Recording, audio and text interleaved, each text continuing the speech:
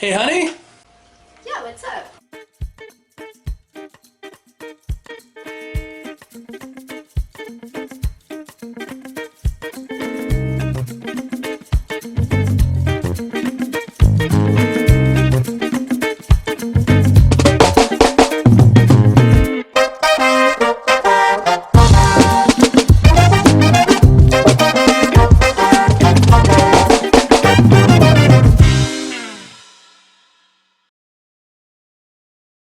Hey, everybody. I'm Fen, and this is Retro Review, a review show where we go through my copious amounts of gaming books, magazines, and other paraphernalia one at a time, give them a quick little review, and to keep me from rambling, we have Laura. Hey, everybody. So, to keep us on track tonight, I've got a list of questions. Go ahead. Okay, so what are we reviewing tonight? Tonight is Dungeon Magazine number 85. Okay, so what is a dungeon magazine? So, a Dungeon Magazine is one of two magazines that was published by Pizarro Publishing to cover D&D supplemental material. Dungeon Magazine was adventures and also like some advice for DMs. So yeah. Okay, cool. So where'd you get this magazine?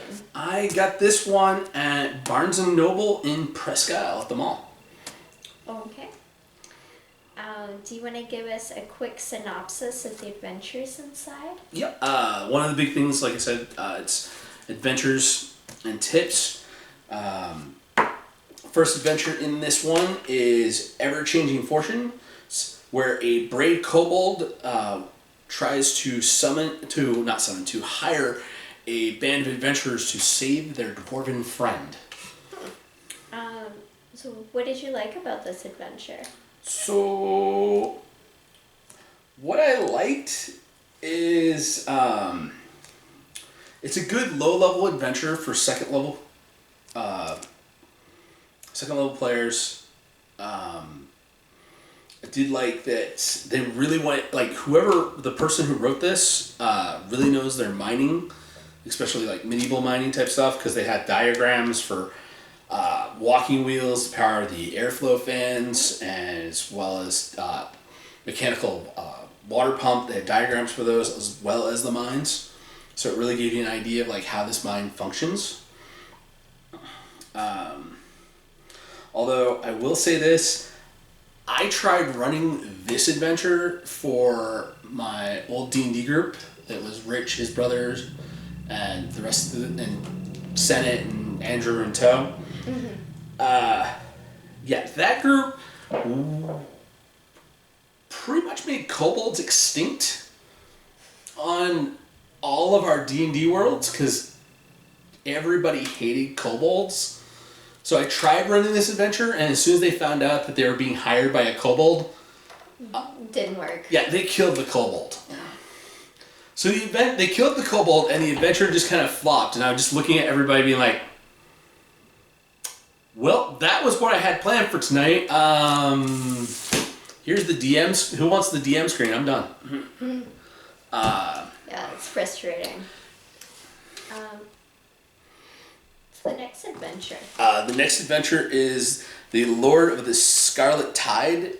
There is a plague that is spreading throughout the Underdark and is threatening to come to the world above of the D&D world. So, like the Upside Down is infiltrating into the world. Sure, I have not told you what the Underdark... It's not the Upside Down, because the Upside Down is like the shadow plane. The Underdark is basically like caverns deep in the ground where basically all the different races of the surface D&D world exist, but they're all like light sensitive because they live in the underground, and they're all evil because they're very little resources and they're all fighting with each other in order to survive. So there's it's called the Scarlet Rust Plague, and it's like a fungus that it erases the memories of the people who are infected with it. They still have like their class abilities and racial abilities, but they don't have any personality, and they're kind of just zombies. So you have like wizard zombies and like ninja zombies, and they all have like funguses growing out of them. That sounds very creepy. Yeah. What's the next adventure?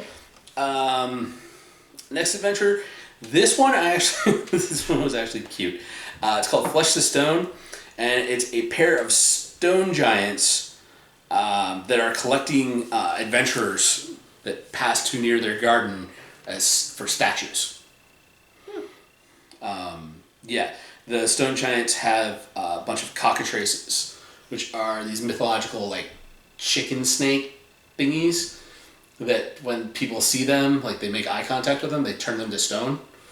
Then the stone golems, they're made of stones. They're just like, oh, it's the chickens. So they're chickens that wander around their little garden, turning people that pass by into stone.